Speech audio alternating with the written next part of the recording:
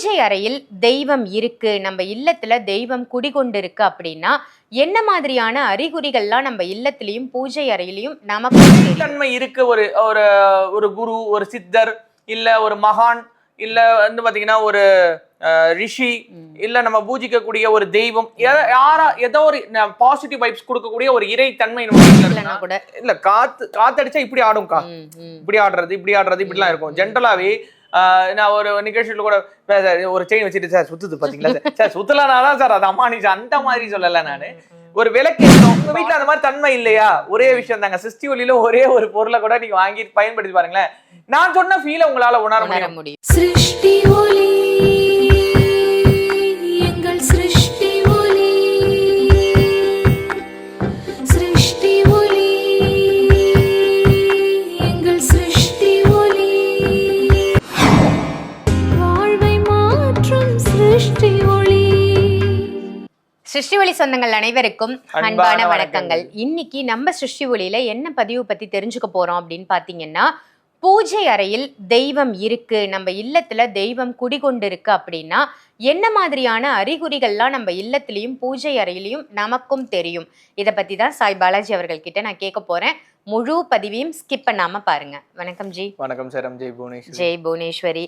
சொல்லுங்க ஜி, மக்களுக்கு, அதாவது நம்ம வீட்டுல தெய்வம் இருக்கு, தெய்வ நடமாட்டம் இருக்கு, தெய்வத்தோட அந்த சாநித்தியம் நம்ம வீட்டுல நிலையா இருக்கு அப்படின்னா என்ன மாதிரி அறிகுறிகள்லாம் நமக்கு தெரியும்?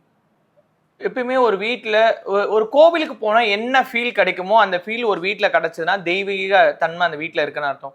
அதாவது இந்த வீட்டை விட்டு போக எனக்கு மனசே இல்லை, இந்த வீட்டுல இன்னும் கொஞ்சம் நேரம் டைம் ஸ்பெண்ட் பண்ணணும். இப்ப கூட ஒரு அட்வர்டைஸ்மெண்ட் ஒண்ணு வரும் பாருங்க, அக்கா கொட்டிடுச்சு ஒண்ணு துடைக்கிறேன், அக்கா இது பண்ணிட்டேன் ஒண்ணு துடைக்கிறேன், அந்த மாதிரி அந்த வீட்டுல இருக்கணும்னு தோணும். முதல் விஷயம். ரெண்டாவது விஷயம், ஒரு இனம் புரியாத ஒரு தெய்வீக மனம். எப்படி வந்து ஒரு சிருஷ்டி ஒளிக்குள்ள நுழைஞ்சிட்டு சொல்லுவாங்க ஏதோ வாசனை வருது, ஏதோ வாசனை எங்க இருந்து வருதுன்னே தெரியாது. அந்த மாதிரி சிருஷ்டி ஒளி ப்ராடக்ட் யூஸ் பண்ணாலும் தெய்வம் வீட்டுக்கு வந்துடும். அது ரெண்டாவது. நம்ம கேட்ட கேள்விக்கான பதில் மட்டும் இதுதான். சோ வீட்டுல தெய்வீக தன்மை இருக்குன்னா இனம் புரியாத ஒரு வாசனை. அந்த வாசனை எங்க இருந்து வருது, ஏன் வருது? இப்போ அந்த காலத்துல சொல்லுவாங்க விபூதி வாசனை வந்தா முனீஸ்வர நடமாட்டம் இருக்குது, அந்த மாதிரிலாம் சொல்லுவாங்க. ஒவ்வொரு தெய்வத்துக்கும் ஒரு வாசனை. சந்தன வாசனை வந்தா கருப்பு வருது, கருப்பு வந்தாதான் அந்த சந்தன வாசனை, கருப்பு சாமியோட தன்மை வந்து சந்தன வாசனை வரும். முனீஸ்வரனா விபூதி வாசனை வரும். அந்த மாதிரி ஒவ்வொரு தெய்வத்துக்கும் ஒரு விதமான நறுமண வாசனை, ஜவ்வாது வாசக்காரன் அப்படின்லாம் சொல்லுவாங்க. ஒவ்வொரு தெய்வத்துக்கு ஒரு நறுமணம் இருக்கும். ஸோ நம்ம வீட்டுல ஒரு இறைத்தன்மை இருக்கு. ஒரு குரு, ஒரு சித்தர், இல்ல ஒரு மகான், இல்ல வந்து பாத்தீங்கன்னா ஒரு ரிஷி, இல்ல நம்ம பூஜிக்கக்கூடிய ஒரு தெய்வம், ஏதோ ஒரு பாசிட்டிவ் வைப்ஸ் கொடுக்கக்கூடிய ஒரு இறை தன்மை நம்ம வீட்டுல இருக்குன்னா சொல்லவே முடியாத, அதை விவரிக்கவே முடியாத ஒரு உணர்வு, ஒரு வாசனை. ஏன்னா உணர்தான் முடியும், தோணும் நமக்குள்ள. நம்ம வீட்டுல இருக்கிறவங்களுக்கு தெரியும்.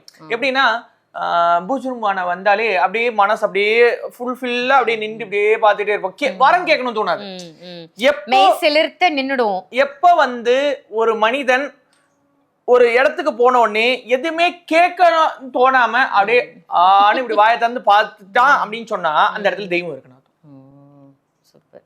இப்போ நம்ம ஒரு இடத்துக்கு போறோம், அங்க ஒரு நகை இருக்கு, அந்த நகையை நம்மளால வாங்க முடியாதுன்னு தெரியும், ஆனா அழகா இருக்குதுன்னா அந்த இடத்த விட்டே போகணும் தோணாது. ஒரு 2 செகண்ட் அப்படியே நின்று பாத்துட்டு இருப்போம். ஐயோ இதெல்லாம் நம்மளால வாங்க முடியுமா அப்படின்னு புலம்பிட்டு போயிடுவோம்.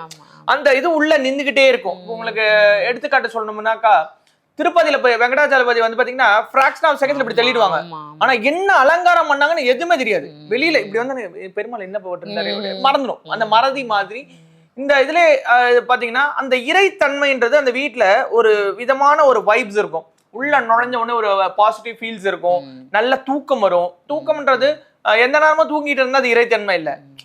நமக்கு எவ்வளவு வலி வேதனை இருந்தாலும் வெளியில இருக்கிறதோட கம்பேரிட்டிவ் இந்த இல்லம் நல்ல டிஃபரன்ஸ் இருக்கும். பசங்க நல்லா ஒபே பண்ணுவாங்க, இது எல்லாமே இருக்கும். ஸோ அந்த கற்பூரம் ஏற்றும் பொழுது நார்மல் கற்பூரம் கூட இப்படி குதிக்கும், குதிக்கும். அடிக்கலன்னா கூட இல்ல, காத்தடிச்சா இப்படி ஆடும்க்கா, இப்படி ஆடுறது இப்படிலாம் இருக்கும். ஜென்ரலாவே நான் ஒரு நிகழ்ச்சியில கூட ஒரு செயின் வச்சுட்டு சார் சுத்துது பாத்தீங்களா சார் சுத்தலானாதான் சார் அது அம்மானிச்சு அந்த மாதிரி சொல்லல. நானு ஒரு விளக்கு ஏத்துறோம், இப்ப ஆட்டோமேட்டிக்கா பத்திக்கிட்டு எரியுது சொல்லுவாங்களே, திடீர்னு போனா இதெல்லாமே வந்து பாத்தீங்கன்னா ஒரு கைண்ட் ஆஃப் மூலிகை மாயாஜாலம் தான். மூலிகையில அதுதான் இப்ப மேஜிக். சித்தர்கள் பண்ணது மேஜிக் தான் வச்சுக்கோங்களேன். அதுல இருந்து கொஞ்சம் கொஞ்சமா எடுத்து தான் எல்லாமே பண்ணுவாங்க. எதனால இது வந்து இது இதெல்லாம் ஒரு சித்து விளையாட்டுன்னு சொல்லுவாங்க. டக்குன்னு மண் எடுத்து இது பண்ணுவாங்க. இப்ப மேஜிக்லோட இப்படி பண்ணிட்டு டக்குன்னு இது பண்ணுவாங்க. அந்த மாதிரி பண்ணா ஐயோ அது அந்த மாதிரி நம்ம வீட்டுல போய் இப்படி வேண்டா டப்பு டப்புன்னு பூ விழும். எங்க வீட்டுல எல்லாம் பூ விழுங்க, பள்ளி கத்துங்க, நான் கேட்டானா முருகர் கொடுப்பாருங்க, வராகி கொடுப்பாங்க, காளி கொடுப்பாங்க இப்படின்னு சொல்லுவாங்க. பூ விழும், டப்பு டப்புன்னு சகுனம்லாம் நல்லா இருக்கும். மாடு வருது, சத்தம் கேட்கறது, இந்த மாதிரி ஒரு அது இனம் புரியாது, நம்ம சொல்லி விவரிக்க முடியாது, அதை வந்து உணரதான் முடியும். இப்ப நீங்க உங்க வீட்டுல அந்த மாதிரி தன்மை இல்லையா? ஒரே விஷயம் தாங்க, சிருஷ்டி ஒளியில ஒரே ஒரு பொருளை கூட நீங்க வாங்கி பயன்படுத்தி பாருங்களேன், நான் சொன்ன ஃபீலை உங்களால உணர முடியும். எதனாலனா சித்தர் வழியில குரு வழிகாட்டுதல நிறைய பொருட்கள் பண்ணிருக்கோம். நீங்க அதை பண்ணி பாருங்க, உங்க வாழ்க்கையில அதோட டிஃபரன்ஸா உங்களால உணர முடியும். சூப்பர், ரொம்ப அருமையா சொன்னீங்க. யாரெல்லாம் சாய் பாலாஜி அவர்கள் சொன்னது போல இந்த மாதிரி விஷயங்கள்லாம் நான் என்னோட வீட்டுல உணர்ந்திருக்கேன் அப்படின்னா கமெண்ட் செக்ஷன்ல மறக்காம போய் உங்களோட அந்த உணர்வுகள் என்ன அப்படின்றத வெளிப்படுத்துங்க. இந்த மாதிரி விஷயங்கள் உங்க வீட்டுல நடக்கலைன்னா அதுக்கும் நமக்கு நிச்சய தீர்வு இருக்கு. சிருஷ்டி ஒளி தான் நிறைய ஆன்மீக பொருட்கள் இருக்கக்கூடிய அற்புதமான ஒரு ஸ்தாபனம் அப்படின்னு நம்ம சிருஷ்டி ஒளியை சொல்லலாம். உங்களுக்கு தேவையான இறை நம்பிக்கையுள்ள அனைவரும் கடல் மாதிரி வந்து குவியக்கூடிய இடம் சிருஷ்டி ஒளின்னு சொல்லலாம். என்ன பொருள் வேணுமோ வந்து வாங்கிக்கோங்க. ரொம்ப அற்புத பதிவு கொடுத்ததற்கு நன்றி ஜி. இதே மாதிரி உங்களுக்கு இந்த டாபிக் பேசினா நல்லா இருக்கும், இந்த விஷயம் உங்களுக்கு தெரிஞ்சுக்கிட்டா நல்லா இருக்கும்னு நீங்க யோசிச்சீங்கன்னா கீழே கமெண்ட்ல போய் சார் இந்த டாபிக் பத்தி பேசுங்க, மேடம் இந்த டாபிக் பத்தி பேசுங்க, நீங்க கொடுங்க, நாங்க அதை பத்தி உங்களுக்கு வரும் வீடியோங்களை சொல்றோம். சிருஷ்டி ஒளி.